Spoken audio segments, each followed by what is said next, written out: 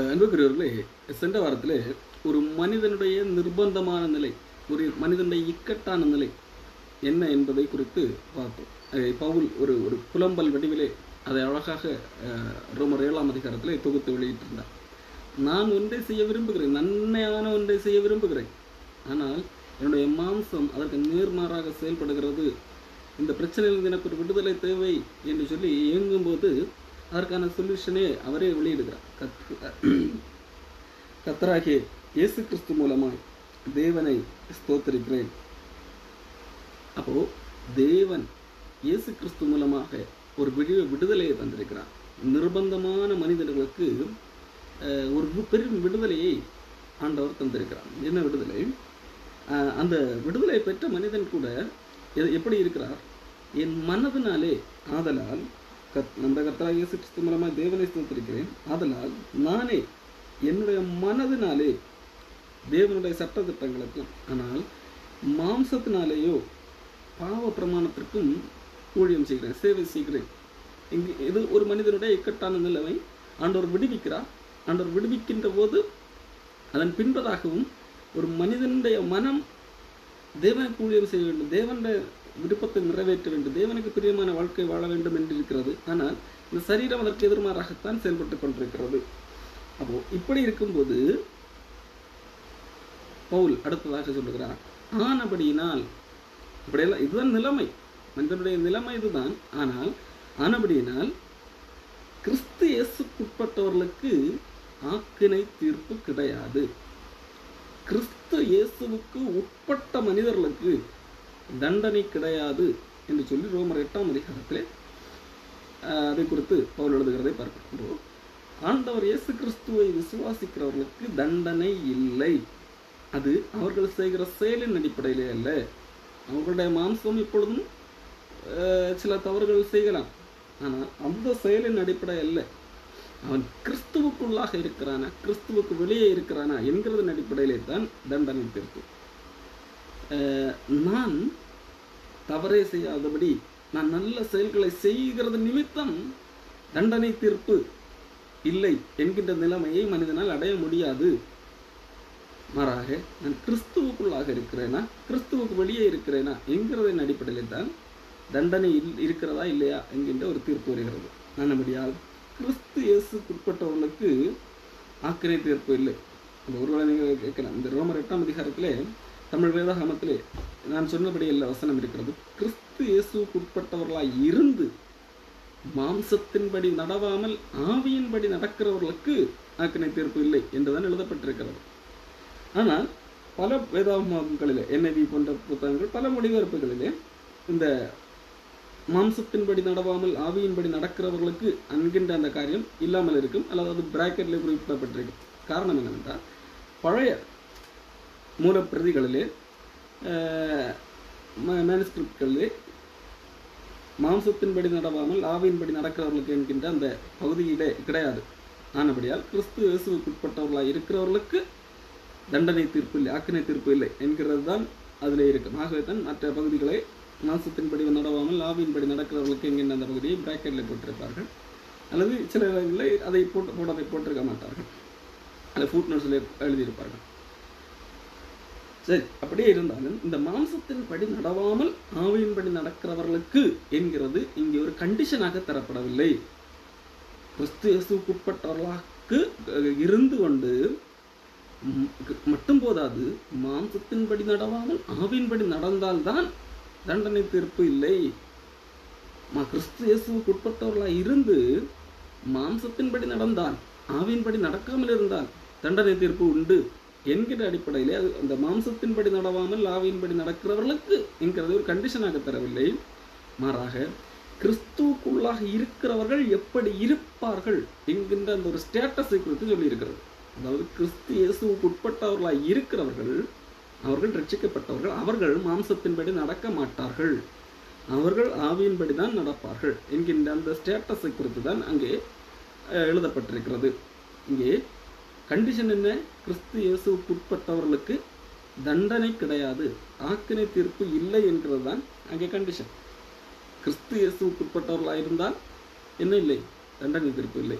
கிறிஸ்து இயேசுக்குட்பட்டவர்கள் எப்படி இருப்பார்கள் என்றால் மாம்சத்தின்படி நடக்க மாட்டார்கள், ஆவியின்படி நடக்கிறவர்களாக இருப்பார்கள். இது உங்களுக்கு புரியும்படி சொன்னால் எபேசியர் புஸ்தகம் 2ஆம் அதிகாரத்தில் நீங்கள் படிக்க முடியும். எபேசியர் 2ஆம் அதிகாரம், அக்கிரமங்களினாலும் பாவங்களினாலும் மரித்தவர்களாக இருந்த உங்களை உயிர்ப்பித்தார். அப்போ ஒரு மனிதன் ரட்சிக்கப்படுவதற்கு முன்பாக, கிறிஸ்துவுக்குள்ளாக வருவதற்கு முன்பதாக அக்கிரமங்களினாலும் பாவங்களினாலும் மரித்தவர்களாக இருக்கிறார்.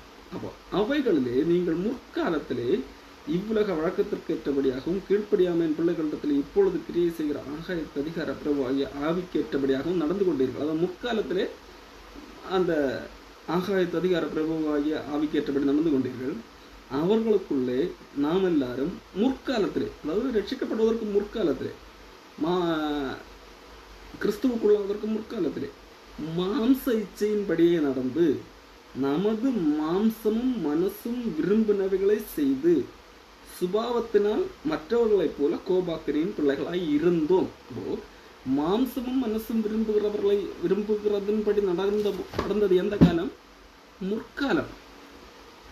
கிறிஸ்து இயேசுவுக்குட்பட்டவர்கள் அப்படி இருக்க மாட்டார்கள்.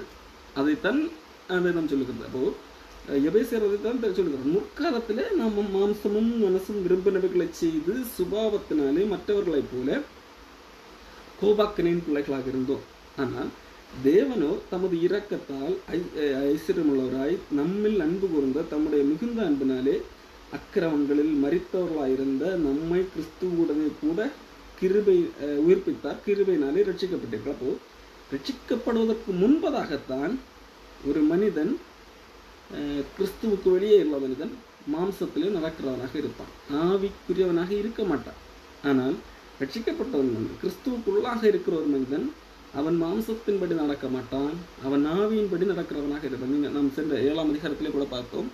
நம்முடைய மனது தேவனுக்கு பிரியமாக எப்படி இருக்கலாம் என்கிறதை குறித்து தான் சிந்திக்கக்கூடியதாக இருக்கிறது. காரணம், ஒரு மனிதன் ரட்சிக்கப்படும் போது, கிறிஸ்துவுக்குள்ளாக வரும்போது, அவனுக்குள்ளாக அந்த உள்ள விருப்பங்கள், அவன் மனதுக்குள்ளாக எழுகிற விருப்பங்கள் அவனால் வருகிறதல்ல, தேவனே தருகிறவராக இருக்கிறார் என்கிறத பிலிப்பியர் புத்தகத்திலே வாசிக்கிறோம். தேவனே தம்முடைய தயவுள்ள சுத்தத்தின்படி செய்கையும் விருப்பத்தையும் உண்டாக்குகிறவராக இருக்கிறார்.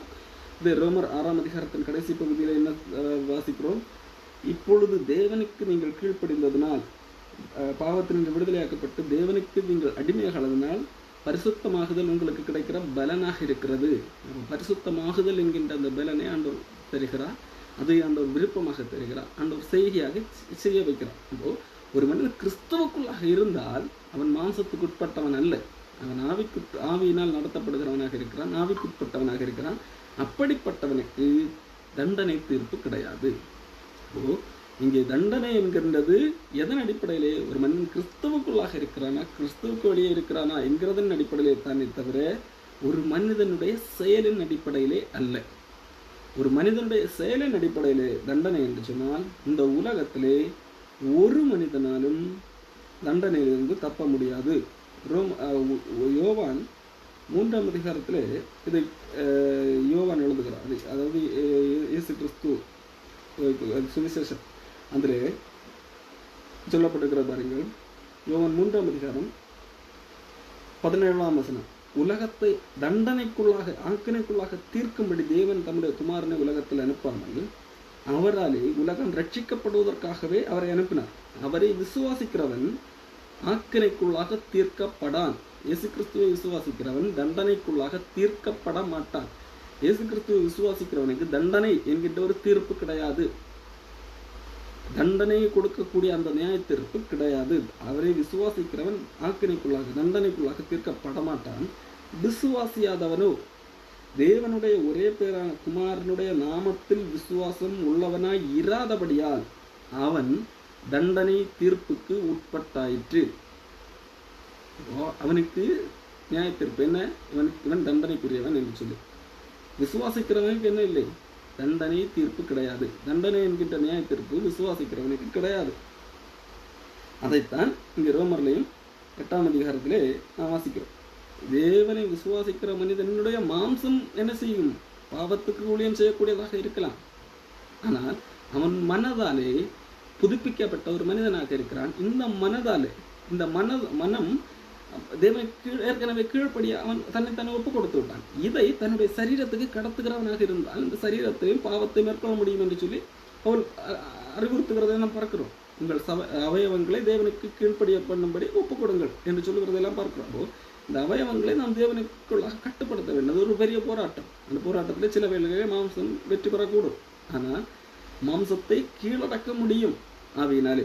ஆகவே ஐயோ மாம்சத்தினால தவறுகள் செய்துவிட்டு இந்த எண்ணம் இந்த அடிப்படையிலே அல்ல ஒரு மனிதனுக்கு தண்டனை தீர்ப்பு. மாறாக கிறிஸ்துவுக்குள்ளாக இருக்கிறானா, கிறிஸ்துவுக்கு வெளியே இருக்கிறானா என்கிறதன் அடிப்படையிலே தான் நமக்கு தண்டனை தீர்ப்பு. ஆகவே கிறிஸ்துவ இயேசுவுக்கு உட்பட்டவர்களாக இருந்து மாம்சத்தின்படி நடவாமல் ஆவியின்படி நடக்கிறவர்களுக்கு தண்டனை தீர்ப்பில்லை. கிறிஸ்து இயேசுவினாலே ஆவியின் பிரமாணம் என்னை பாவம் மரணம் என்பவைகளின் பிரமாணத்தினின்று விடுதலை ஆக்கிட்டு, கிறிஸ்து இயேசுவின் மூலமாக ஆவியினுடைய பிரமாணம், ஆவிக்குரிய ஒரு பிரமாணம் இருக்கிறது.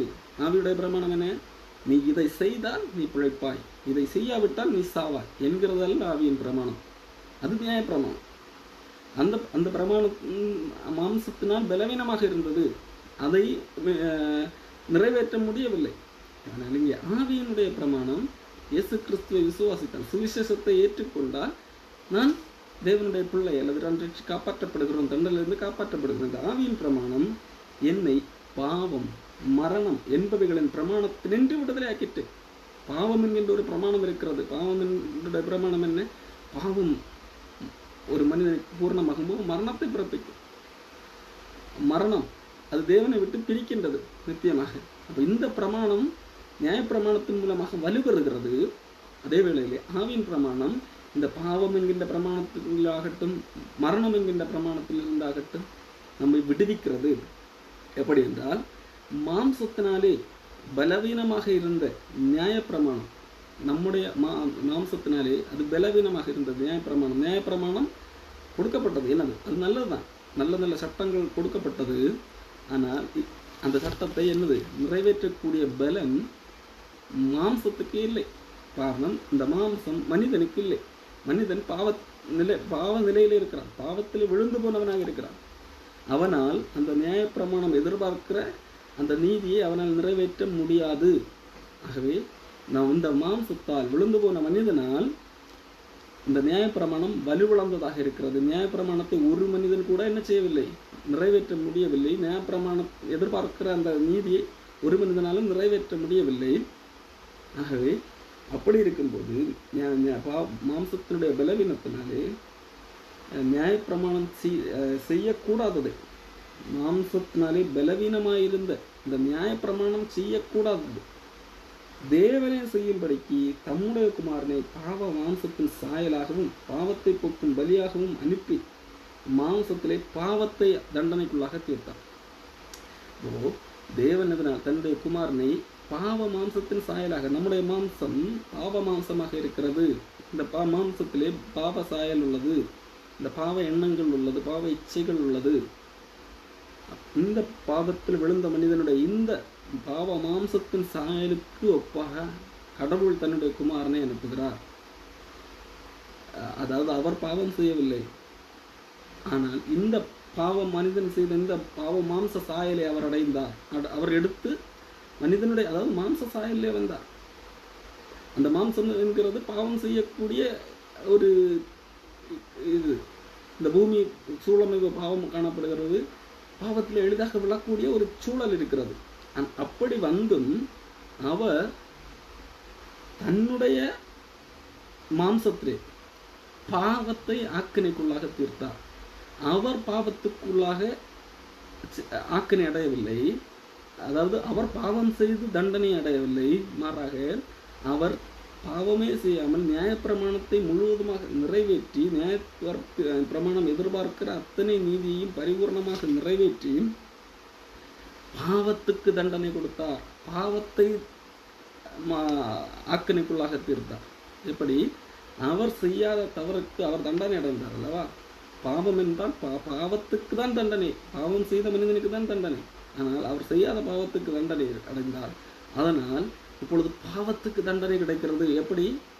மனிதன் பாவம் செய்கிற மனிதன், பாவத்திலே பாவ நிலையிலே வாழுகிற இந்த மனிதனுக்கு கிடைக்க வேண்டிய தண்டனையிலிருந்து விடுதலை கொடுக்கிறார். இப்போ பாவம் அந்த பாவத்தினுடைய இயல்பு என்னது? மரணம். பாவம் மரணத்தை பிறப்பிக்க வேண்டிய ஒன்று, அதாவது தேவனை விட்டு பிரிக்க வேண்டிய ஒன்று. அது பாவத்தினுடைய முடிவு என்னது? தண்டனை. பாவம் ஜெயிக்க வேண்டும் என்றால் அந்த பாவத்தினூடாக கிடைக்க வேண்டிய தண்டனை மனிதனுக்கு கிடைக்க வேண்டும். இப்பொழுது இயேசு கிறிஸ்து என்ன செய்தார்? தன்னுடைய சரீரத்திலே அந்த பாவத்துக்கு தண்டனை கொடுக்கிறார். எப்படி? பாவம் செய்கிற மனிதனை தண்டனை இல்லாமல் விடுவிக்கிறதன் மூலமாக இப்பொழுது பாவத்துக்கு தண்டனை. பாவத்துக்கு எதுதான் தண்டனை? பாவம் செய்கிற பாவத்தினுடைய பலன் என்னது? பாவத்தினுடைய இயல்பு என்னது? பாவத்தினுடைய வெற்றி என்னது? மரணம். பாவம் மரணத்தை பிறப்பிக்கிறது. பாவத்தினுடைய வெற்றி எங்கே இருக்கிறது என்றால் அந்த பாவம் செய்கிற மனிதனை மரணத்துக்கு நேராக பிடித்து கொண்டு போவதில் பாவத்தினுடைய வெற்றி இருக்கிறது. ஆனால் இயேசு கிறிஸ்து என்ன செய்கிறார்? அந்த பாவம் செய்த மனிதனை மரணத்துக்கு ஒப்பு கொடுக்காமல் மரணத்திலிருந்து விடுவிக்கிறார். இப்போ பாவம் தோற்று போகிறது. பாவம் செய்த மனிதனை அந்த மரணத்துக்கு நேராக இழுக்க முடியவில்லை. காரணம், இயேசு கிறிஸ்து அந்த மரணத்தை அடைந்ததனால், இந்த மனிதனுக்குரிய மரணத்தை இயேசு கிறிஸ்து பெற்றதனால், ஒட்டுமொத்த மனித குலத்துக்கான அந்த மரணத்தை இயேசு கிறிஸ்து பெற்றதனால் இந்த மனிதன் விடுதலையாக்கப்பட்டிருக்கிறான். யாரெல்லாம் இயேசு கிறிஸ்துவை விசுவாசிக்கிறார்களோ, இயேசு கிறிஸ்துவை விசுவாசித்து கிறிஸ்துவுக்குள்ளாகிறார்களோ, இப்பொழுது இவர்கள் அந்த தண்டனை, இயேசு கிறிஸ்து அடைந்த தண்டனை இவர்களுக்குரியதாக மாறி இருக்கிறது. ஆகவே இவர்கள் விடுதலையாக்கப்பட்டிருக்கிறார்கள். இப்பொழுது இவர்களுக்கு பாவத்துக்குரிய மரணம் என்கின்ற தண்டனை கிடையாது. பாவம் தோற்று போகிறது. பாவம் இங்கே தண்டனை அடைகிறது. பாவத்துக்கு கிடைத்த தண்டனை என்ன? பாவத்துக்கு கிடைத்த தண்டனை, பாவம் செய்த மனிதனுக்கு தண்டனை இல்லை என்பதுதான் பாவத்துக்கு கிடைக்கிற தண்டனை. பாவத்தை தண்டனைக்குள்ளாக ஆண்டவர் இயேசு கிறிஸ்து தீர்க்கிறார். மாம்சத்தின்படி நடவாமல் ஆவியின்படி நடக்கிற நம்மிடத்தில் நியாயப்பிரமாணத்தின் நீதி நிறைவேறும்படியாக இப்படி செய்தார். நாம் நியாயப்பிரமாணத்தை நிறைவேற்றவில்லை, நம்மால் நியாயப்பிரமாணத்தை நிறைவேற்ற முடியவில்லை. ஆனால் நாம் மாம்சத்தின்படி நடவாமல் ஆவியின்படி நடக்கிறவர்களாக இருக்கு. அதாவது ரட்சிக்கப்பட்டவர்கள் மாம்சத்தின்படி நடவாமல் ஆவியின்படி நடக்கிறவர்கள். மாம்சத்தின்படி நடக்கிறவர்கள் என்றால் தன்னுடைய மாம்சம், அதாவது சட்டத்தின்படி ஒரு சட்ட வாழ்க்கை நடத்த வேண்டும் என்று தன்னுடைய மாம்சத்துக்கு உட்பட்ட ஒரு வாழ்க்கை வாழ்கிறவர்கள். மாம்சத்தினால் இந்த சட்டத்தை எல்லாம் நிறைவேற்றினால் நான் போக முடியும் என்கின்ற எண்ணத்தின் அடிப்படையிலே வாழ முயற்சி பார்க்கலாம், அதிலே தோற்றுத்தான் போவார்கள் மாம்சத்தின். ஆனால் இங்கே ஆவியின்படி தேவனால் நடத்தப்படுகிறவர்கள், இங்கே ஆண்டவரே என்னால் நான் ஒரு பாவிதான், இந்த பாவ மனிதனால் இந்த எல்லா சட்டத்தை எல்லாம் மேற்கொள்ள முடியாது என்று சொல்லி இயேசு கிறிஸ்துவை ஏற்றுக்கொண்டு அவருடைய ஆவியினால் நடத்தப்படுகிறவர்கள். ஆண்டவர் நடத்துகிறார். ஆண்டவர் இயேசு கிறிஸ்துவை விசுவாசிக்கும் போது தன்னுடைய ஆவியை நமக்குள்ளாக தருகிறார். ஆவியானவர் நம்மை நடத்துகிறார், நமக்கு நல்ல விருப்பங்களை தருகிறார். இப்படி ஆவியினால் நடத்தப்படுகிறவர்களுக்கு, ஆவியினால் நடத்தப்படுகிறவர்களிடத்திலே நியாயப்பிரமாணத்தின் நீதி நிறைவேறும்படியாக அப்படி செய்தார். எப்படி செய்தார்? இயேசு கிறிஸ்து நமக்காக பலியானார். சட்டத்தின்படி வாழுகிறவர்கள், நியாயப்பிரமாணத்தின்படி வாழுகிறவர்கள், இந்த உலக மனிதர்களுக்கு எப்படி என்ன அவர்கள் செய்த சட்டத்தின்படி அவர்கள் நன்மைகள் செய்திருந்தால் அவர்களுக்கு ஜீவன், இல்லை என்றால் மரணம். அப்படி பார்க்கும்போது எல்லாருமே எங்கே தான் போவார்கள்? மரணத்துக்கு நேராகத்தான் போவார்கள். காரணம், அந்த சட்டம் எதிர்பார்க்கிற நீதி எந்த மனிதனிடத்திலும் இல்லை. அப்போ எந்த மனிதனிடத்திலும் அந்த நீதி இல்லாததினால் அவர்கள் தண்டனை அடைகிறார்கள். ஆனால் ஆவியின்படி நடக்கிறவர்கள், அதாவது இயேசு கிறிஸ்துவை ஏற்றுக்கொண்டவர்களிடத்திலே என்ன இல்லை, செயலின் அடிப்படையில் அவர்களிடத்திலே நியாயப்பிரமாணத்தின் நீதி இல்லை. ஆனால் அவர்களுக்கு ஆண்டவர் விடுதலை கொடுக்கிறார். எப்படி? இயேசு கிறிஸ்து பெற்ற நீதியை நமக்கு தருகிறார். அவர் மூலமாக நம்மிடத்திலே நியாயப்பிரமாணத்தின் நீதி நிறைவேறுகிறது. நம்மிடத்திலே நியாயப்பிரமாணத்தின் நீதி கிடையாது, ஆனால் இயேசு கிறிஸ்துவிடத்திலே நியாயப்பிரமாணத்தின் நீதி இருக்கிறது, அளவில்லாமல் இருக்கிறது. அவர் நியாயப்பிரமாணத்தை நிறைவேற்றினார். கூடவே நியாயப்பிரமாணத்தின் நீதி அவரிடத்தில் நிறைவேறினால் கண்டிப்பாக அவருக்கு தண்டனை கிடைக்கக்கூடாது. ஆனாலும் அவருக்கு தண்டனை கிடைக்கிறது என்றால் அந்த தண்டனை அவருக்குரியதல்ல, அது நமக்குரியது. இப்போ கிறிஸ்து இயேசுவுக்கு உட்பட்டவர்களாக இருக்கிறவர்களுக்கு இவரிடத்தில் நியாயப்பிரமாணத்தின் நீதி இருக்கிறது, அந்த நீதி கிடைக்கிறது. நாம் செய்த செயலின் அடிப்படையில், நம்மிடத்தில் உள்ள நீதியின் அடிப்படையில் அல்ல. நாம் இயேசு கிறிஸ்துவை விசுவாசிக்கிறோம்.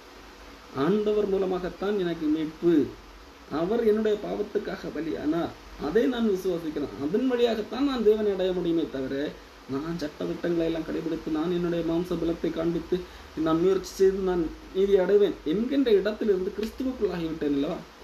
இப்படிப்பட்டவர்களிடத்தில் நியாயப்பிரமாணத்தில் நீதி நிறைவேற வேண்டும் அல்லவா?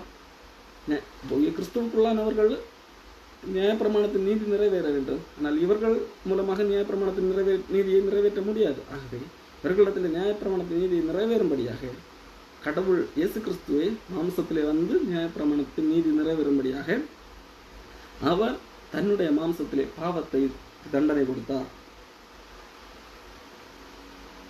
மாம்சத்தின்படி நடக்கிறவர்கள் மாம்சத்துக்குரியவைகளை சிந்திக்கிறார்கள், ஆவியின்படி நடக்கிறவர்கள் ஆவிக்குரியவைகளை சிந்திக்கிறார்கள்.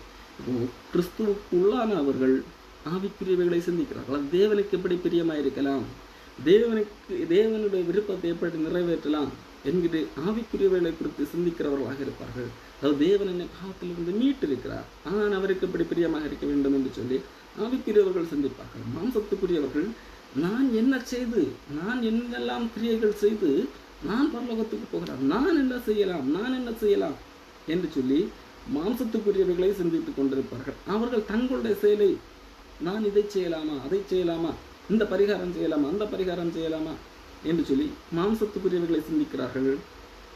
அவர்கள் அந்த தன்னுடைய மாம்சத்தின் மூலமாக செயல்களை செய்வதன் மூலமாக நீதி அடையலாம் என்று சொல்லி மாம்சத்துக்குரியவர்கள், தேவனை அறியாதவர்கள், கிறிஸ்துவுக்குள்ளாக வராதவர்கள் அப்படி சிந்திப்பார்கள். மாம்ச சிந்தை தேவனுக்கு விரோதமான பகையாக இருக்கிறது. மாம்சத்தின் மூலமாக நாம் சிந்திக்கும் போது அது தேவனுக்கு விரோதமாக பகையாக மாறுகிறது. காரணம், தேவனுடைய நியாயப்பிரமாணத்துக்கு கீழ்ப்படியாமலும் கீழ்ப்படியக்கூடாமலும் இருக்கிறது. நாம் நியாயப்பிரமாணத்தின்படி நான் செய்கிறேன் என்று சொல்லுகிறவர்களால் அதை செய்ய முடியாது, அது கீழ்ப்படிய முடியாது. உதாரணத்துக்கு இயேசு கிறிஸ்து வாழ்ந்த காலத்திலே பரிசேயர்கள் அவர்கள் என்ன சொன்னார்கள்? நான் ஒத்தலாமிலும் வெந்தலயத்தில் எல்லாத்திலும் தசமமாக கொடுக்கிறேன், இந்த ஆயக்காரர்களை போல எல்லாம் கிடையாது என்று எண்ணத்தில் ஒரு குறையும் இல்லை, இப்படிதான் இன்றைக்கு செய்து கொண்டிருந்தார்கள். ஆனால் அவர்கள் என்ன நினைத்துக் கொண்டிருக்கிறார்கள்? நம்முடைய மாம்சத்தினால் தான் இந்த நியாயப்பிரமாணத்தை எல்லாம் கடைபிடிக்க முடியும் என்கின்ற எண்ணத்திலே வாழ்ந்து கொண்டிருக்கிறார்கள். ஆனால் அவர்களிடத்திலே குறை இருக்கிறது. அவர்கள் நியாயப்பிரமாணத்துக்கு கீழ்ப்படிய முடியவில்லை. அவர்கள் பின்பற்றுகிற அந்த நியாயப்பிரமாணத்திற்கு கீழ்ப்படிய முடியவில்லை, கீழ்ப்படியக்கூடாது, அது கூடாமலும் இருக்கிறது. காரணம், இயேசு கிறிஸ்து சொல்லுகிறான், நான் நியாய கற்பனைகளை எல்லாவற்றையும் சரியாக கடைபிடிக்கிறேன் என்று சொல்லி அந்த மனிதனை பார்த்து, அப்படியா, உன்னிடத்தில் இன்னும் பணாசை இருக்கிறதே, பணாசை இல்லை என்றால் உனக்குள்ளதை விட்டு தரித்திரத்தை கொடுத்துப்பார் என்று சொல்லும்போது அவனால் அதை ஏற்றுக்கொள்ள முடியவில்லை. காரணம், அவனுக்குள்ளாக குறை இருக்கிறது என்கிறதை ஆண்டவர் அங்கே சுட்டி காட்டுகிறார். பரிசேயன், நான் ஒத்தலாம் வந்த இதில் எல்லா இடத்துலையும் தசமபாகம் கொடுக்கிறேன், நான் எல்லாம் பெர்ஃபெக்ட் என்று எண்ணிக்கொண்டிருக்கிறான். ஆனால் அவனும் நியாயப்பிரமாணத்துக்கு முழுவதுமாக கீழ்ப்படியாதவன் தான். தன்னுடைய மாம்சத்தினால் மாம்ச சிந்தையினால் எல்லாவற்றையும் நிறைவேற்ற முடியும் என்று எண்ணுகிறானே தவிர அவனால் முடியவில்லை. ஆண்டவர் அதனால் தான் அவனை பார்த்து சொல்லு, அவன் அல்ல, அவன் நீதிமானாக முடியவில்லை என்று சொல்லுகிறார். அன்றைக்கு பரிசேயர்களை குறித்து ஆண்டவர் என்ன சொன்னார்? அவர்கள் மாய்மாலக்காரர்கள் என்று சொல்கிறார். அவர்கள் எல்லாவற்றையும் செய்வதாக காட்டிக்கொள்ளுகிறார்கள், அல்லது அவர்களே எண்ணிக்கொண்டுகிறார்கள், தங்களை ஏமாற்றுகிறார்களே தவிர உண்மையிலே அவர்கள் நியாயப்பிரமாணத்துக்கு கீழ்ப்படிய முடியவில்லை, அதை ஒத்துக்கொள்ளவும் மாட்டார்கள். ஆனால் ஆவிக்குரியவர்கள் என்ன செய்கிறார்கள்? என்னுடைய மாம்ச சிந்தை இது எப்பொழுதும் தேவனுக்கு விரோதமாக பகையாக இருக்கிறது, அதாவது தேவனுக்கு எதிர்த்து நிற்கிறார்கள். என்னால் முடியும், நான் செய்வேன் என்று சொல்லி அந்த மாம்ச சிந்தை இருக்கிறது அல்லவா, இது எப்பொழுதும் தேவனுக்கு விரோதமான பகைதான். அது தேவனுக்கு கீழ்ப்படிய விடாது. நான் எல்லாம் செய்து விடுகிறேன் என்று சொன்னால் முடியாது, அது தோற்றுப்போகும். அது தேவனுக்கு விரோதமாக பகை, தேவனுக்கு எதிர்த்து நிற்கிறதாக இருக்கிறது. அது தேவனுக்கு கீழ்ப்படிய கூடாமல் தான் இருக்கிறது. அதே வேளையிலே ஆவிக்குரியவர்கள் ஜீவன், ஆவியின் சிந்தை ஜீவனும் சமாதானம். ஆவியின்படி நடக்கிறவர்கள் ஆவிக்குரியவர்களை சிந்திப்பார்கள். ஆவியின்படி நடக்கிறவர்கள் என்ன செய்வார்கள் தெரியுமா? ஆண்டவரே, என்னால் தேவன் எதிர்பார்க்கிற நீதியை அடைய முடியாது, நான் பாவம் உள்ள மனிதன், ஆண்டவரே என்மேல் இறங்கும் என்று சொல்லி தங்களை தேவனிடத்தில் ஒப்புக் கொடுத்து வருகிறவர்கள், அவர்கள் தேவன் எனக்காக அவர் பலியானார், என்னை மீட்டிருக்கிறார், அவர் அன்பு கூர்ந்து என்னை மீட்டிருக்கிறார், அவருடைய இரக்கத்தால் தான் நான் காப்பாற்றப்பட்டிருக்கிறேன், ஆகவே என்னை காப்பாற்றின ஆண்டவருக்கு நான் பிரியமாக இருக்க வேண்டும் என்னை காப்பாற்றுகிற ஆண்டவருக்கு நான் பிரியமாக வாழ வேண்டும் என்று சொல்லி ஆண்டவருக்கு பிரியமாக இருக்க முயற்சித்து வாழ்கிறவர்களாக இருக்கிறார்கள். அவரை ஆண்டவர் நடத்தி கொண்டிருக்கிறார். அவர் தங்கள் மாம்ச தோல்வியை ஒத்துக்கொள்ளுகிற மனிதன், என்னுடைய மாம்சத்தின்படி நான் வெற்றி பெறுவேன் என்று நினைக்காத ஒரு மனிதன், எனக்கு ஆண்டவருடைய உதவி தேவை, என்னை ஆண்டவர் தான் காப்பாற்ற வேண்டும், என்னை அப்படி காப்பாற்றுவதற்காக ஆண்டவர் இயேசு கிறிஸ்து வந்தார், அவர் மூலமாகத்தான் நான் மீட்பு பெற முடியும், அவர் தான் எனக்கு உதவி செய்ய வேண்டும் என்று சொல்லி வருகிறவர்கள் தான் ஆவியினால் நடத்தப்படுகிறவர்கள். அப்போ தேவனுடைய ஆவி உங்களில் வாசமாக இருந்தால் நீங்கள் மாம்சத்துக்குட்பட்டவர்களாய் இராமல் ஆவிக்குட்பட்டவர்களாய் இருப்பீர்கள். அப்போ இங்கேதான் தெளிவாக பார்த்துக்கிறோம். நம் தேவனுடைய இயேசு கிறிஸ்துவை விசுவாசித்து அவருடைய ஆவியை பெற்றுக்கொண்டார். இயேசு கிறிஸ்துவை விசுவாசிக்கிறவர்களுக்கு அவருடைய ஆவியை அளவில்லாமல் தருகிறார் என்று சொல்லி வேதம் சொல்லுகிறது. யோவான் 7ஆம் அதிகாரத்திலே இயேசு கிறிஸ்துவதைத்தான் சொல்லுகிறார். என்னை விசுவாசிக்கிறவரிடத்திலிருந்து ஜீவ தண்ணீர் உள்ள நதிகள் புறப்படும் என்று சொல்லும்போது அடுத்த வசனத்திலே தம்மை விசுவாசிக்கிறவர்கள் அடைய போகிற ஆவியை குறித்து சொன்னார் என்று சொல்லி வாசிக்கிறோம். எபேசியர் 1ஆம் அதிகாரத்திலே நீங்கள் ரட்சிப்பின் சுவிசேஷமாகிய வசனத்தை கேட்டு விசுவாசிகளான போது பரிசுத்த ஆவியானால் அவருக்குள்ளாக முத்திரை போடப்பட்டிருக்கிறதோ. ஒரு மனிதன் எப்பொழுது இயேசு கிறிஸ்துவை ஏற்று விசுவாசித்து ரட்சிக்கப்படுகிறானோ அப்பொழுதே ஆவியானவரா உள்ளே வருகிறார். ஆவியானவரால் முத்திரை போடப்பட்ட அந்த அனுபவத்துக்குள்ளாக வருகிறான். தேவனுடைய ஆவி நமக்குள்ளாக வாசமாக, ஒரு மனிதனுக்குள்ளாக தேவ ஆவி வாசமாக இருந்தால், அதாவது அவன் தான் ரட்சிக்கப்பட்டவன், நீங்கள் மாம்சத்துக்குட்பட்டவர்களாக இராமல், அவர்களால் மாம்சத்துக்குட்பட்டவர்களாக இருக்க முடியாது. அவர் நியாயப்பிரமாணத்தின் கீழ்ப்படிந்து தான் பரலோகத்துக்கு போக முடியும் என்கின்ற அந்த சுயமுயற்சி அல்லது மாம்சத்துக்கு உட்பட்டு அந்த முன்பு வாழ்ந்தது போல மாம்சமும் மனசும் விரும்புகிறதைத்தான் நான் செய்ய வேண்டும் என்கின்ற ஒரு பாண்டேஜ், அந்த பாண்டேஜுக்குள்ளாக இருக்க முடியாது. மாறாக ஆவிக்குள்ளவனாக தேவனுக்கு விரும்புகிறதை நான் செய்ய வேண்டும் என்கின்ற அந்த விருப்பமுடையவனாக காணப்படுகிறான். தேவனுடைய ஆவி உங்களில் வாசமாக இருந்தால் நீங்கள் மாம்சத்துக்கு உட்பட்டவர்களாய் இராமல் ஆவிக்குட்பட்டவர்களாய் இருப்பீர்கள். கிறிஸ்துவின் ஆவி இல்லாதவன் அவருடையவன் அல்ல. ஒரு மனிதனுக்குள்ளாக கிறிஸ்துவின் ஆவி இல்லை என்றால் அவன் கிறிஸ்தவனே அல்ல, கிறிஸ்துக்குள்ளானவனே அல்ல. இதுதான் 8ஆம் அதிகாரம் 1ஆம் வசனத்திலே பார்க்கிறோம். கிறிஸ்து இயேசுவுக்கு உட்பட்டவர்களாக இருந்தால் அவனுக்குள்ளாக என்ன இருக்கும்? தேவனுடைய ஆவி இருக்கும். அவன் ஆவியின்படி தான் நடப்பான் என்று சொல்லி இங்கே பார்க்கிறோம். ஆகவேதான் 8ஆம் அதிகாரத்தில் நான் ஆரம்பத்திலே சொன்னேன், மாம்சத்தின்படி நடப்பாமல் ஆவியின்படி நடக்கிறவர்களுக்கு ஆக்கினை தீர்ப்பில்லை என்பது. கிறிஸ்து இயேசுவுக்கு உட்பட்டவர்களாக இருந்தால் அப்படித்தான் இருக்க முடியும். அவர்கள் மாம்சத்துக்கு உட்பட்டவர்களாக இருக்க முடியாது, ஆவிக்கு உட்பட்டவர்களாகத்தான் இருப்பார்கள். தேவனுடைய ஆவி உங்களில் வாசமாக இருந்தால் நீங்கள் மாம்சத்துக்கு உட்பட்டவர்கள் அல்ல, ஆவிக்குட்பட்டவர்கள். கிறிஸ்துவின் ஆவி இல்லை என்று சொன்னால் அவன் ரட்சிக்கப்பட்டவனே அல்ல, அவன் கிறிஸ்தவனே அல்ல, அவருடையவனே அல்ல. மேலும் கிறிஸ்து உங்களில் இருந்தால் இந்த சரீரமானது பாவத்து நிமித்தம் மரித்ததாக இருக்கும். அதே வேளையிலே ஆவியானது ஜீவ நிமித்தம் நீதி நிமித்தம் ஜீவனுள்ளதாக இருக்கும். கிறிஸ்து நமக்குள்ளாக இருக்கும்போது, நாம் கிறிஸ்துவுக்குள்ளாக இருக்கும்போது இந்த சரீரம் மரித்ததாக இருக்கும். ஆனால் நம்முடைய ஆவி உள்ளான மனிதன் இருக்கிறது அல்லவா, அது உயிர் பெற்றதாக. இந்த மனிதனுக்கு மரணமே கிடையாது, நமக்கு மரணமே கிடையாது. ஆவி ஜீவனுள்ளதாகத்தான் இருக்கும், அதற்கு எண்டே கிடையாது. எப்பொழுது கிறிஸ்துவின் ஆவி நமக்குள்ளாக வாசமாக இருந்தார், ஒரு மனிதன் ரட்சிக்கப்பட்டிருந்தார். ஆகவே நம்ம ஆகவே அப்படிப்பட்டவனுக்கு தண்டனை தீர்ப்பு இல்லை என்றால் அவனுக்கு மரணம் இல்லாத வாழ்க்கை. ஆனால் அதே வேளையில் இந்த சரீரத்துக்கு மரணம் உண்டு, சரீரம் மரித்ததாக இருக்கும். ஆனால் இந்த சரீரத்துக்கும் ஒரு நாள் ஆண்டவரால் உயிர் கிடைக்கும். எப்படி பார்க்கவும், அன்றியும் இயேசுவை மரித்தோரிலிருந்து எழுப்பினவருடைய ஆவி உங்களில் வாசமாக இருந்தால் கிறிஸ்துவை மரித்தோரிலிருந்து எழுப்பினவர் உங்களில் வாசமாக இருக்கிற தம்முடைய ஆவியினாலே சாவுக்கு ஏதுவான உங்கள் சரீரங்களையும் உயிர்ப்பிப்பார். இந்த சரீரத்துக்கும் உயிர்மைப்பு உண்டு. இயேசு கிறிஸ்து மரித்தா அவரை எழுப்பினார் அல்லவா, அதே போல அவருடைய ஆவி நமக்குள்ளாக இருந்தால் நம்முடைய ஆவிக்கு மரணம் கிடையாது, ஆவி ஜீவனுள்ளதாகத்தான் இருக்கிறது, ஆவி ரட்சிக்கப்பட்டதாக இருக்கிறது, ஆவிக்கு அழிவு கிடையாது, ஆத்தும் அழிவு இல்லை. ஆனால் இந்த சரீரம் மரிக்கிறது, இந்த சரீரம் இன்னும் மரணம் உடையவில்லை, இந்த சரீரத்தில் இன்னும் பாவம் இருக்கிறது, பாவ இச்சைகள் இருக்கிறது. ஆகவே இந்த சரீரம் மரித்ததாக இருக்கிறது, இந்த சரீரம் மரணம் அடையக்கூடாதாக இருக்கிறது. ஆனால் ஒன்று, இந்த சரீரத்திற்கும் ஒரு மறுரூபம் உண்டு, ஒரு மீட்பு உண்டு. இந்த சரீரத்தையும் ஆண்டவர் உயிரோடு எழுப்புவார்.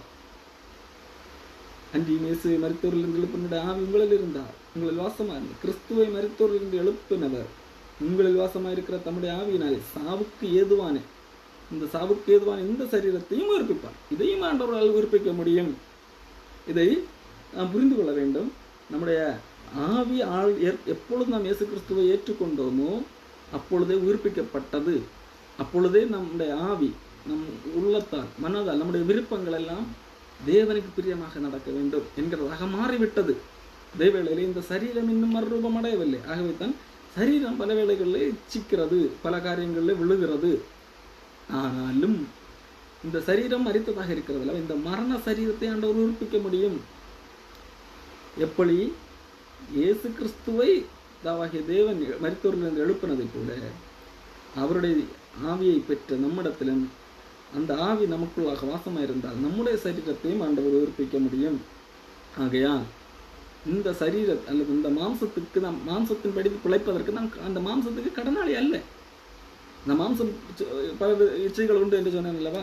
ஆகவே இந்த மாம்ச இச்சைகளுக்கு நாம் கீழ்ப்படியத்தக்கதாக இந்த மாம்சத்துக்கு நாம் கடனாளி அல்ல.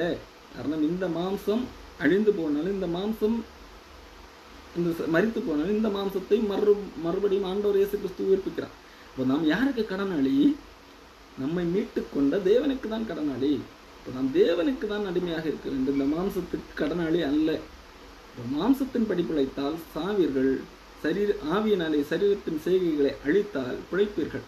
அப்போ எந்த ஒரு மனிதன் நான் மாம்சத்துக்கு கடனாளி அல்ல என்று சொல்லி உணர்ந்து வாழ்ந்து கொண்டிருக்கிறானோ அவன் பிழைப்பான். அவன் யார்? அவன் ரட்சிக்கப்பட்டவன். ரட்சிக்கப்பட்டவனுக்கு தெரியும் இந்த மாம்சம் வேறு, நான் வேறு. நான் தேவனால் மீட்கப்பட்டவன், இந்த மாம்சத்தின்படி நான் கேட்கக்கூடாது என்று சொல்லி அந்த முயற்சியிலே வாழ்கிறான். அதில் தோற்று போகலாம், பல முறை விழுந்து விழுந்து எழலாம். அந்த ஒரு போராட்டம். ஆனால் அவனுடைய உள்ளான விருப்பம் எப்படி இருக்கும்? இந்த மாம்சத்தை அடக்க வேண்டும், இந்த மாம்சத்தை கீழ்ப்படிய பண்ண வேண்டும் என்பதாக இருக்கும். நல்ல தேவனுக்கேற்ற நல்ல விருப்பங்கள் இருக்கும். ஆனால் அப்போ அந்த மாம்சத்தின்படி நான் இந்த மாம்சத்துக்கு கடனாளி அல்ல என்று சொல்லி வாழ அந்த ஆலோசனை கேட்டு வாழுகிறவனாக இருப்பான். ஆவியின்படி நடக்கிறவனாக, ஆவியின்படி இந்த சரீரத்தின் செய்கைகளை அழிக்கிறவனாக இருப்பான். அன்புக்குரியவர்களே, இது ஒரு பெரிய போராட்டம். இப்போ கலாத்தியர் 5ஆம் அதிகாரத்திலே இதை குறித்து பவுல் எழுதும் போது, மாம்சம் ஆவிக்கு விரோதமாகவும் ஆவி மாம்சத்துக்கு விரோதமாகவும் இச்சிக்கிறது. நீங்கள் செய்ய வேண்டும் என்று இருக்கிறவைகளை செய்யாதபடிக்கு இவைகள் ஒன்றுக்கொன்று விரோதமாக இருக்கிறது. நம்முடைய ஆவி செய்ய வேண்டும், இந்த காரியங்கள் நன்மையான காரியங்களை செய்ய வேண்டும் என்று இருக்கிறது அல்லவா? இதற்கு இந்த சரீரம் முட்டுக்கட்டையாக இருக்கிறது, இதுக்கு விரோதமாக இருக்கிறது, விரோதமான காரியங்களை இச்சிக்கிறது. ஆகவே ஆவிக்கு ஏற்றபடி நடந்து கொள்ளுங்கள், அப்பொழுது மாம்ச இச்சை நிறைவேற்றாதிருப்பீர்கள். அப்போ நாம் ஆவிக்கு ஏற்றபடி நடந்து கொள்ள வேண்டும். நம்மளத்திலே ஆண்டவர் வாசமாக இருக்கிறார், ஆவியானவர் நம்ம நடத்துகிறவராக இருக்கிறார். அதன்படி நாம் நடந்து கொள்ளும் போது இந்த மாம்ச இச்சையை நம்மால் நிறைவேற்ற முடியாது. இந்த மாம்ச இச்சைக்கு தான் செய்யும், மாம்சத்திலே இச்சை வராது, மாம்சம் நம்மை பாவம் செய்ய இழுக்காது என்றெல்லாம் வேதம் சொல்லவில்லை. மாம்சம் போராடும். நமக்கு தேவன் தந்திருக்கிற விருப்பத்தை, நமக்கு தேவன் தந்திருக்கின்ற நல்ல எண்ணங்களை நம்மை எதற்காக ரட்சித்தார்? நற்கிரியைகளை செய்வதற்காக நம்மை ரட்சித்தார் என்று சொல்லி எபேசியர் 2ஆம் அதிகாரம் 5ஆம் வசனத்திலே பார்க்கிறோம். அக்கிரமங்களிலே மரித்தவர்களாக இருந்த நம்மை கிறிஸ்துவுடனே கூட உயிர்ப்பித்தார், கிருபையினாலே ரட்சிக்கப்பட்டீர்கள். 8ஆம் வசனம், கிருபையினாலே விசுவாசத்தைக் கொண்டு ரட்சிக்கப்பட்டீர்கள், இது உங்களால் உண்டாகும் தேவனுடைய 10ஆம் வசனம், ஏனெனில் நற்கிரியைகளை செய்வதற்கு நாம் கிறிஸ்து இயேசுவுக்குள் சிருஷ்டிக்கப்பட்டு தேவனுடைய செய்கையாயிருக்கிறோம். அவைகளில் நாம் நடக்கும்படி அவர் முன்னதாக அவைகளை ஆயத்தம் பண்ணின போது நம்மை ஆண்டவர் ரட்சித்தார். தேவன் நற்கிரியைகளை செய்கிறதற்கு நாம் கிறிஸ்து இயேசுவுக்குள்ளாக சிருஷ்டிக்கப்பட்டு தேவனுடைய செய்கையா இருக்கிறோம். நாம் தேவனுடைய செய்கை, நம்மை தேவன் செய்திருக்கிறார். தேவனுடைய செய்கை, தேவனுடைய செயலுடைய விளைவுதான் நாம் ரட்சிக்கப்பட்டது, நாம் புதிய மனிதனாக பிறந்தது. எதற்காக? நற்கிரியைகளை செய்வதற்காக. அப்போ இந்த விருப்பம் தான் நம்முடைய ரட்சிக்கப்பட்ட ஒவ்வொரு மனிதனுடைய விருப்பமாக இருக்க முடியும். அதுதான் காரணம், அது தேவன் தருகிற விருப்பம். ஆனால் இதை செய்ய விடாமல் தடுக்கிறது, இதற்கு முட்டுக்கட்டையாக இருப்பது இந்த மாம்சம். அப்போ நாம் ஆவியினாலே நடத்தப்பட்டால் நாம் ஆவியினாலே நடத்தப்பட்டு அந்த ஆவிக்குரியவைகளை தான் நிறைவேற்ற வேண்டும் என்று சொல்லியிருந்தால் இந்த மாம்சத்துக்கு நம்ம என்ன செய்யும்? மாம்ச இச்சையை நிறைவேற்ற மாட்டோம். இந்த மாம்ச இச்சையே வராது என்றல்ல வேதம் சொல்லுகிறது. இச்சை வரும், ஆனால் நாம் அதை அடக்க வேண்டும். இந்த பூமியிலே வாழும்போது நாம் அதை அடக்க வேண்டும். அதற்கு பலனை ஆண்டவர் தருகிறார். என்ன? நாம் இந்த மாம்சத்துக்கு கடனாளி அல்ல. முன்பு ஒரு காலத்தில் நாம் இந்த மாம்சத்துக்கு கடனாளியாக இருந்தோம். நான் ரட்சிக்கப்பட்ட போது இப்பொழுது இந்த மாம்சத்துக்கு கடனாளி இல்லை. இந்த மாம்சம் நமக்கு எதுவுமே தராது. இந்த மாம்சம் சாவுக்கு எதுவானது. இது மரித்ததாக இருக்கிறது. இது எதுவுமே நமக்கு தராது. ஆகவே இந்த மாம்சத்துக்கு நாம் கடனாளி அல்ல. மாறாக நாம் தேவனால் பிறந்தவர்கள். ஆண்டவர் நமக்கு ஆவியை அளவில்லாமல் தந்திருக்கிறார். இந்த ஆவியினால் நடத்தப்படுகிறவர்களாக இருக்கிறோம். ஆகவே ஆவியினால் நடத்தப்பட்டு நாம் மாம்ச இச்சையை நிறைவேற்றாதிருப்போ அந்த ஒரு போராட்டம் இருக்கும். மாம்சம் ஆவிக்கு விரோதமாகவும் ஆவி மாம்சத்துக்கு விரோதமாகவும் போராடி கொண்டுதான் இருக்கும். ஆனால் யார் ஒருவர் இந்த ஆவியின்படி நடக்கிறார்களோ, அதாவது ஆவியின்படி நமக்குள்ளாக இருக்கிற அந்த தேவன் தருகிற அந்த விருப்பத்தின்படி நிறைவேற்ற பிரயாசப்படும் போது இந்த மாம்சத்தின் கிரியைகளை, இந்த மாம்சத்தின் இச்சைகளை நம்மால் நிறைவேற்றாமல் தவிர்க்க முடியும். நாம் ஆவிக்குரியவர்கள் தான். நமக்கு தண்டனை தீர்ப்பு கிடையாது. அதிலே எந்த மாற்றமும் இல்லை. ஆனால் இந்த சரீரத்தில் என்ன செய்ய வேண்டும்? நாம் பாவத்தை அழிக்க வேண்டும். பாவம் நம்மை மேற்கொள்ளாமல் தடுக்க நம்ம முடியும். ஆண்டவர் அந்த பலனை தந்திருக்கார். முற்காலத்திலே நியாயப்பிரமாணத்தால் அது கூடாது இருந்தது. இன்றைக்கு நமக்கு பாவத்தின் வல்லமையை மேற்கொள்வதற்கான பலனை தந்திருக்கிறார். எப்படி? ஆண்டவர் நமக்கு சொல்லித் தருகிறார். இந்த சரீரம் இதுக்கு நாம் கடனாளி இல்லை. இந்த சரீரம் சொல்வதை கேட்பதற்கு நீங்கள் கடனாளி, சரீரத்துக்கு கடனாளி இல்லை. சரீரம் நம்மை கட்டுப்படுத்த வேண்டிய அவசியம் இல்லை என்று சொல்லி ஆண்டவர் நமக்கு கற்றுக்கிறார். எப்படி என்றால், மாம்ச சிந்தை தேவனுக்கு விரோதமான பகை. அது நியாயப்பிரமாணத்துக்கு கீழ்ப்படியக்கூடாமலும் இருக்கிறது. மாம்சத்தின்படி பிழைக்கிறவர்கள் நியாயப்பிரமாணத்துக்கு கீழ்ப்படிய முடியாதவர்களாக இருப்பார்கள். நாம் ஆனால் மாம்சத்துக்கு கடனாளிகள் அல்ல. மாம்சத்தின்படி பிழைத்தான் சாவீர்கள். யாரெல்லாம் மாம்சத்தின்படி பிழைக்கிறார்களோ அவர்கள் சாவார்கள். அதாவது ரட்சிக்கப்படாதவர்கள் சாவார்கள். அவர்கள் இரண்டாம் மரணம் என்கின்ற அந்த காரியத்துக்கு உட்படுவார்கள். காரணம், அவர்கள் மாம்சமும் மனசும் விரும்பினவைகளை நிறைவேற்றுகிறவர்கள். அவர்களுடைய மாம்சமும் மனசும் இந்த உலகத்துக்கு ஏற்றபடி அதில் பாவ நிலைக்கு உட்பட்டபடி இருக்கிறது. அவர்கள் தங்கள் மாம்சத்தால் நாங்கள் எல்லாம் சாதித்து விட முடியும் என்று எண்ணுவார்கள். ஆனால் அது முடியாது போய்விடும். ஆனால் ஆவியினாலே பிழைக்கிறவர்கள், ஆவியினாலே சரீரத்தின் செய்கையை அழிக்கிறவர்கள். நான் ஆவிக்குரியவன், நான் மாம்சத்துக்கு கடனாளி அல்ல. ஆகவே என்னுடைய சரீரத்தின் கிரியைகளை நான் அழித்து வாழ்வேன். இந்த பூமியில வாழுகிற வரைக்கும் நான் ஆவியினாலே சரீரத்தின் செய்கைகளை அழிப்பேன் என்று சொல்லி அப்படி வாழுகிறவர்கள் தேவனுக்கு, அதாவது ரட்சிக்கப்பட்டவர்கள் மட்டுமே அப்படி வாழ முடியும். ரட்சிக்கப்படாதவர்கள் மாம்சத்தின்படி பிழைக்கிறவர்கள் தங்கள் மாம்சத்தினால் பாவத்தை செய்யவிடாமல், நான் பாவம் செய்யாமல் வாழ்வேன், நியாய பிரமாணத்தை கடைபிடிப்பேன் என்று சொல்லி வாழ முயற்சிக்கிறவர்கள். ஆனால் அதற்கு நாம் ஏற்கனவே பார்த்தோம், மாம்சத்தின்படி பிழைக்கிறவர்கள் நியாயப்பிரமாணத்துக்கு கீழ்ப்படிய முடியாது, அப்படி இருப்பார்கள். ஆனால் ஆவியின்படி பிழைக்கிறவர்கள் அவர்கள் ஆவியினாலே, தேவன் தருகிற அந்த பலத்தினாலே, தேவன் கொடுக்கிற அந்த உற்சாகத்தினாலே, நான் இந்த மாம்சத்தை கடனாளி அல்ல, நான் இந்த மாம்சத்தின் செய்தியை நிறைவேற்ற வேண்டிய அவசியம் இல்லை, நான் தேவன் எனக்கு இந்த விருப்பங்களை தந்திருக்கிறார், நல்ல விருப்பங்களை தந்திருக்கிறான், அந்த மாம்சம் என்னை அதற்கு எதிராக இழுக்கிறது, ஆனால் தேவன் என்னை நடத்துகிறபடி இந்த மாம்சம் சொல்லுகிற பேச்சை நான் கேட்க மாட்டேன், இந்த சரீரம் சொல்லுகிற இந்த செயல்களை செய்ய மாட்டேன் என்று சொல்லி சரீரத்தின் செயல்களை அழித்து பாவத்தை வெற்றி கொண்டு வாழுவார்கள். யார்? ரட்சிக்கப்பட்டவர்கள். அப்போ ஆவியினால் நடத்தப்படுகிறது. ஆவியினாலே சரீரத்தின் செய்கைகளை அழித்து வாழ்வார்கள். அவர்கள் பிழைப்பார்கள். அதாவது சுருக்கமாக சொன்னால், மாம்சத்துக்குட்பட்டவர்கள், ரட்சிக்கப்படாதவர்கள் மரணம் அடைவார்கள். ஆவியின்படி ரட்சிக்கப்பட்டவர்கள் அவர்கள் பிழைப்பார்கள். மேலும் எவர்கள் தேவனுடைய ஆவியினால் நடத்தப்படுகிறார்களோ அவர்கள் தேவனுடைய புத்திரராயிருக்கிறார்கள். காரணம், தேவனுடைய ஆவியினால் நடத்தப்படுகிறவர்கள் அவர்கள் தேவனுடைய புத்திரர்கள், அவர்கள் ரட்சிக்கப்பட்டவர்கள், அவர்கள் தேவனுடைய புத்திரர்கள். ஆகவே அந்தபடி திரும்பவும் பயப்படுகிறதற்கு நீங்கள் அடிமைத்தனத்தின் ஆவியை பெறாமல் அப்பா பிதாவை என்று கூப்பிடப்படுகிற புத்திர சுவிகாரத்தின் ஆவியை பெற்றீர்கள். திரும்பவும் என்ன செய்ய வேண்டியதில்லை, நாம் பயந்து பயந்து சாக வேண்டியதில்லை. ஐயோ இது இது இது இந்த செய்தி இப்படி ஆகிவிட்டதே, ஆகவே எனக்கு தண்டனை என்கின்ற அந்த பயம் இல்லை. எந்தவித பயமும் இல்லாமல் நாம் அப்பா பிதாவே என்று சொல்லி தேவனிடத்திலே சேர முடியும். முன்பு ஆதாம் பயந்து ஒளிந்து கொண்டான், கடவுளை பார்க்க அவனால் முடியவில்லை, ஒளிந்து கொண்டான். ஒளிந்தது நிமித்தம் அவன் அடுத்தடுத்து பொய்களை சொல்லுகிறான் சமாளிப்பதற்காக. இல்லை, நான் இந்த தவறும் செய்யவில்லை, அதுதான் நீ கொடுத்த அந்த ஏவாள் தான் காரணம் என்று சொல்லி அங்கு ஒளிந்து கொள்கிறான். இப்பொழுது அந்த பயம் இல்லை, தேவனுக்கு முன்பாக ஒளிந்து போக வேண்டிய அவசியம் இல்லை, ஒளிந்து வாழ வேண்டிய அவசியம் இல்லை. அப்பா பிதாவை என்று கூப்பிடக்கூடிய புத்திர சுவிகாரத்தை தந்திருக்கிறான். எப்படி? இயேசு கிறிஸ்து மூலமாக. இப்பொழுது நாம் பயப்படத்தக்க அடிமைத்தனத்தின் ஆவியை பெறவில்லை, தேவன் அப்பா பிதாவை என்று கூப்பிடக்கூடிய புத்திர சுவிகாரத்தின் ஆவியை தந்திருக்கிறார். அதாவது தத்தெடுத்திருக்கிறார், சுவிகாரமாக ஏற்றெடுத்திருக்கிறார் இயேசு கிறிஸ்து மூலமாக.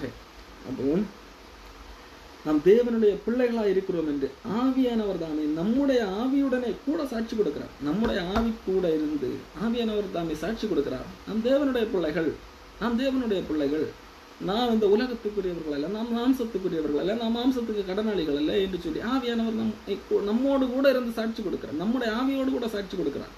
ஆக நீ பயப்படாதே, நீ தொடர்ந்து தேவனுக்கு விருப்பமான தேவன் தந்த விருப்பங்களை எல்லாம் நிறைவேற்று என்று சொல்லி நமக்கு தேவன் நம்மோடு கூட இருந்து நமக்கு சாட்சி கொடுக்கிறவராக இருக்கிறார்.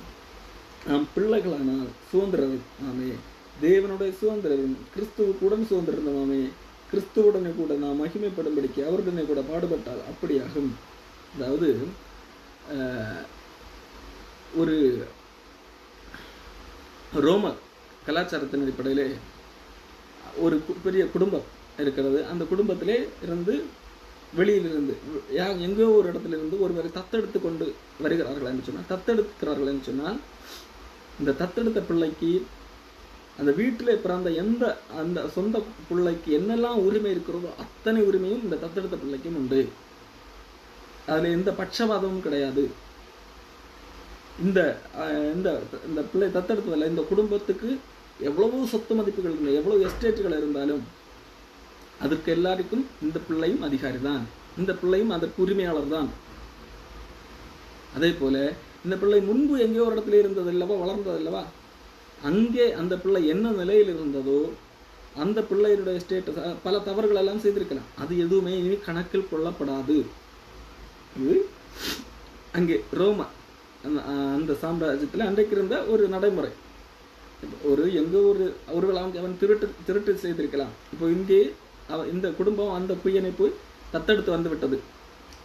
இப்போ அந்த பையன் முன்பு ஒரு காலத்தில் எங்கோ ஒரு இடத்துல திருடி இருப்பான் அல்லவா, அப்போ அல்லது ஏதோ ஒரு மோசமான செயலை செய்திருப்பான் அல்லவா. இப்போ அதனால் பாதிக்கப்பட்ட ஒரு நபர் இவரிடத்துல வந்து எதுவும் கேட்க முடியாது. காரணம், இப்பொழுது இவன் இந்த வீட்டு பிள்ளை, அவனுடைய அந்த உரிமை எல்லாம் அவன் எங்கே இருந்தானோ, எங்கே வளர்ந்தானோ அங்கே ஒரு பெற்றோர்கள் எல்லாம் இருந்திருப்பார்கள் அல்லவா, கார்டியன், அவர்களிடத்துல வேண்டுமானால் கேட்கலாமே தவிர இப்பொழுது இங்கே இவர்கள் தத்தெடுத்து வந்து விட்டார்கள் என்றால் காரணம், இவர்கள் அதற்கான எல்லா கிரயங்கள் எல்லாம் கொடுத்து இங்கே தத்தெடுத்து கொண்டு வந்துட்டார்கள். இவர்களுடைய சொந்த வீட்டு பிள்ளை. அப்போ இந்த பிள்ளை இனி புது பிள்ளை. அப்போ அங்கு முற்காலத்திலே அந்த பிள்ளை என்ன செய்திருந்தாலும் அது இந்த பிள்ளையை இனி பாதிக்காது. இது புது பெயர், இவர்கள் கொடுக்கிற பெயரோடு நாமத்தோடு இந்த குழந்தை அழைக்கப்படும். இந்த குடும்பத்தினுடைய சொத்துக்களுக்கெல்லாம் இந்த பிள்ளையும் என்ன உரிமையாளராக கணக்கிடப்படும். ஆகவேதான் அந்த அடிப்படையில் தான் பவுல் இந்த காரியத்தை எழுதுகிறார். நாம் பிள்ளைகளானால், அதாவது நாம் புத்திர சுவிகாரத்தின் ஆவியை பெற்றிருக்கிறோம், அதாவது தத்தெடுத்ததற்கு ஒப்பாக இங்கே கணக்கெடுக்கிறார். அது ரோமர்கள் எழுதினதுனால் ரோம அன்னைக்கு இருந்த நடைமுறை அடிப்படையிலே இதை பவுல் எழுதியிருக்கிறார். நாம் தத்தெடுக்கப்பட்ட அல்ல, தத்து பிள்ளை தானே என்கின்ற அடிப்படையில் அல்ல, தேவனுடைய ஆவிதானே நமக்கு சாட்சி கொடுக்கிறார், நாம் தேவனுடைய பிள்ளை தான் என்று சொல்லி. நாம் பிள்ளைகளானால், நாம் பிள்ளை என்றால் தேவனுடைய பிள்ளை புரியுமா, பேருக்கு தான் பிள்ளை, அப்படி இல்லை, தேவனுடைய அனைத்திற்கும் நாம் சுதந்திரர். தேவனுடைய அனைத்திற்கும் சுதந்திரம் என்றால் தேவன் நித்தியமானவர், நாமும் அவரோடு கூட நித்தியமாக இருப்போம். தேவன் பாவம் இல்லாதவர். நம்முடைய பாவங்களையும் அவர் மாற்றி போட்டார். தேவன் இருக்கிற இடத்திலே நாம் வாசம் பண்ணுகிறோம். தேவனுக்குள்ள அத்தனைக்கும் நாமும் உரிமையாளர் ஆகிவிட்டோம். அதுதான் சுதந்திரம். நாம் பிள்ளைகளானால் சுதந்திரமாமே. தேவனுடைய சுதந்திரம் கிறிஸ்துவுக்கு உடன் சுதந்திரமாமே. கிறிஸ்துவுக்கு என்னெல்லாம் சுதந்திரமோ அது அத்தனையும் நமக்கு சுதந்திரம். கிறிஸ்துவுக்கு உடன் சுதந்திரம். அப்போ கிறிஸ்து தேவனுடைய ஒரே பேரான குமாரன். அப்போ அவருக்கு அனைத்து சுதந்திரம் இருக்கிறது. அதோடு கூட உடன் சுதந்திரராக நாம் இருக்கிறோம், ஈக்குவலாக. ஆகவேத்தான் வேதம் சொல்லுகிறது, உன்னதத்தில் அவரோடு கூட உட்கார வைக்கப்பட்டீர்கள். அப்போ தேவன் நம்ம எந்த அளவிற்கு நேசிக்கிறார், அவரோடு கூட. இப்போ கிறிஸ்துவுக்கு உடன் சரிசமமாக நமக்கு உட்கார வைக்கப்படுகிறோம். பாருங்கள், பிள்ளைகளான சுதந்திரமா, தேவனுடைய சுதந்திரம் கிறிஸ்துவுக்குடன் சுதந்திரமாமே. கிறிஸ்துவுடனே கூட நாம் மகிமைப்படும்படிக்கு அவருடனே பாடுபட்டால் அப்படியாகும். நாம் ரட்சிக்கப்படும் போது அது நிமித்தம் பல பாடுகள் வரும். நாம் ஆவியின்படி நடக்கும்போது பல பாடுகள் வரும். அப்போ ரட்சிக்கப்பட்ட மனிதர்கள் இதை தான் சகித்தும் தேவனுடைய பிள்ளைகளாக இருப்பார்கள். இந்த பூமியிலே என்ன உண்டு, இந்த சுதந்திரர் என்று சொல்லும் போது நாம் கிறிஸ்துவுக்கு சுதந்திரர், கிறிஸ்துவுக்கு உடன் சுதந்திரர். அப்போ கிறிஸ்துவுக்குள் அனைத்தும் நமக்கு நம் உரிமையாளர் என்று சொல்லும்போது இதை சிலர் வேதத்தை தவறாக வியாக்கியானம் செய்கிறவர்கள், கள்ளப்போதகர்கள் எப்படி வியாக்கியானம் பண்ணுவார்கள் தெரியுமா? வெள்ளியும் பொன்னும் கர்த்தருடையது. அப்போ நமக்கு இந்த பூமியில் உள்ள எல்லா நமக்கு சொந்தம். நாம் பணக்காரர்களாக தான் தேவனுடைய விருப்பம். நாம் பணக்காரர்கள். காரணம் இந்த மாதிரி போவார்கள். வேதம் அப்படி அந்த அடிப்படையிலே சொல்லவில்லை. நாம் உடன் சுதந்திரம் என்று சொன்னால் இந்த பூமிக்குரியவைகளை குறித்தே வேதம் சொல்லவில்லை. உடன் சுதந்திரம் என்றால் நித்தியத்தை குறித்து பேசுகிறது. நமக்கு பாவத்துக்கு தண்டனை இல்லை, தண்டனையிலிருந்து நாம் விடுதலையாக்கப்பட்டோம். நாம் தேவனோடு நித்தியமாக ஆளுகை செய்ய போகிறோம். நாம் இந்த பூமியிலிருந்து இந்த பூமிக்குரிய காரியங்கள் போன பின்பதாக நாம் தேவனோட யுகமாக ஆளப்போகிறோம். தேவன் எப்படி இருக்கிறாரோ அப்படியே நாமும் மாறப்போகிறோம். அதைத்தான் யோவான் 3 அதிகாரத்திலே யோவான் சொல்லுகிறார், பிள்ளைகளே, இப்பொழுது நாம் தேவனுடைய பிள்ளைகளாக இருக்கிறோம். இனி எப்படி இருப்போம் என்று நமக்கு தெரியாது. ஆனாலும் அவர் வருகையில் அவர் எப்படி இருக்கிறாரோ அதை போல நாமும் இருப்போம் என்று அறிந்திருக்கிறோம் என்று சொல்லுகிறார். இயேசு கிறிஸ்து எப்படி இருக்கிறாரோ அதை போல அவருக்கு ஒப்பாக நம்மை மாற்றுகிறவராக இருக்கிறார். அதான் உடன் சுதந்திரர். அவருக்கு என்னெல்லாம் உரிமை இருக்கிறோம் அதெல்லாம் நமக்கு தருகிறவராக இருக்கிறார். அதுதான் வாசிக்கிறோம், அவரோடு கூட உட்கார்ந்து நாம் நியாயம் தீர்க்க போகிறோம் என்று சொல்லி வெளிப்படுத்தின விசேஷத்திலே 20ஆம் அதிகாரத்திலே பார்க்கும்போது நியாய தீர்ப்பு கொடுக்கும்படி அவர்களுக்கு அதிகாரம் கொடுக்கப்பட்டது என்று சொல்லி தேவனுடைய பிள்ளைகள் சொல்லுகிறார்.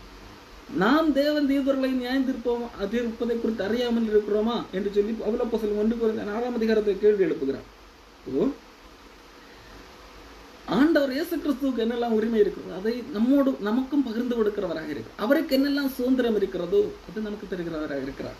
ஆகவே இதை தயவு செய்து தவறாக புரிந்து கொள்ளக்கூடாது. பூமியிலே நமக்கு கோடியாக இருக்கிறது, எல்லாவற்றின் மேல் உரிமை இருக்கிறது என்று புரிந்து கொள்ளக்கூடாது. இந்த பூமியிலே இயேசு கிறிஸ்து மனிதனாக வந்தபோது அவர் என்னது அந்த உரிமையை பயன்படுத்தி, நான் இந்த பூமியில் உள்ள எல்லாம் எனக்கு தான், நான் பணக்காரனாக வாழ்வேன் என்றெல்லாம் வாழவில்லை அல்லவா? அப்போ பூமியிலே உள்ள காரியத்தை அல்ல, மேலானவைகளை நாடும்படியாக அழைக்கப்பட்டிருக்கிறோம் நம்முடைய. ஆகவே இந்த பூமியிலே நமக்கு என்ன உண்டு? பாடுகள் உண்டு. பாடுகளை சகிக்கும் போது இந்த தேவனுடைய பிள்ளைகளானது நிமித்தம், ரட்சிக்கப்பட்டது நிமித்தம் இந்த உலகம் நம்மை பகைக்கும். அப்போ அந்த பாடுகள் இருக்கும். அப்போ அந்த பாடுகளை எல்லாம் சகிக்கும் போது அவரோடு கூட ஆளுகை செய்கிறவராக இருக்கிறோம். நாம் பிள்ளைகளான சுதந்திரமாமே, தேவனுடைய சுதந்திரம் கிறிஸ்துவுடன் சுதந்திரமாமே. கிறிஸ்துவுடனே கூட நாம் மகிமைப்படும்படிக்கு அவரோடு கூட அவர் எப்படி மகிமைப்பட்டாரோ அதே போல நாமும் மகிமைப்பட போகிறோம். அவர் எப்படி உயிர் தெழுந்தாரோ அதே போல நாமும் உயிர் தெழ போகிறோம். அவரோடு கூட பாடுபட்டார் அப்படியாகும். யார் பாடுபடுவார்?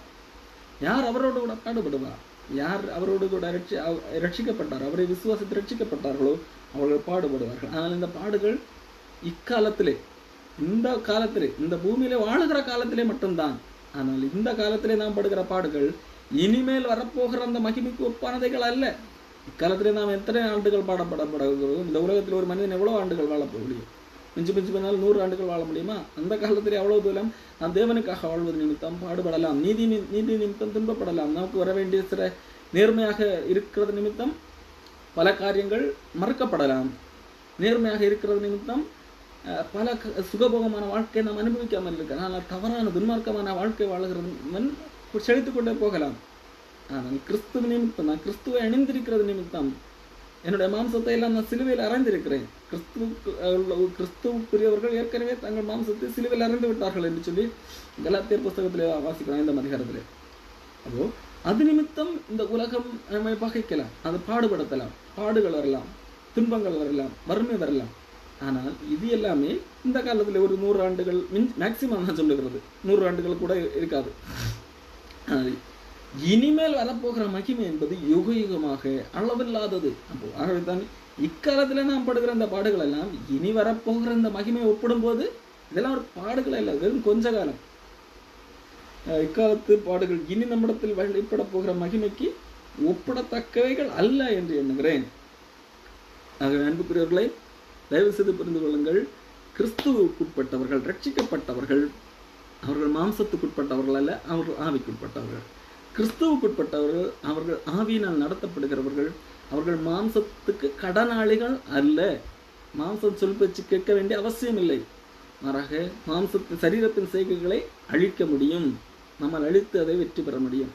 அப்போ கிறிஸ்துவுக்குட்பட்டவர்கள் தேவனுடைய சுதந்திரராக இருக்கிறார்கள். இதை குறித்து ஆவியானவர் நம்மோடு சாட்சி, நீ தேவனுடைய பிள்ளை, நீ பயப்படாதே, நீ பயப்படுவதற்கு அடிமைத்தனத்தின் ஆவியை பெறவில்லை, அப்பா பிதாவை என்று கூப்பிடக்கூடிய புத்திர சுவிகாரத்தின் ஆவியை பெற்றீர்கள் என்று சொல்லி ஆவியானவர் நம்மிடத்தில் சாட்சி கொடுக்கிறவராக இருக்கு. நீ தேவனுடைய பிள்ளை என்று ஆவியானவர் நம்முடைய ஆவியிடமே கூட சாட்சி எடுக்கிறவராக இருக்கிறார். ஆக தைரியமாக இருப்போம்.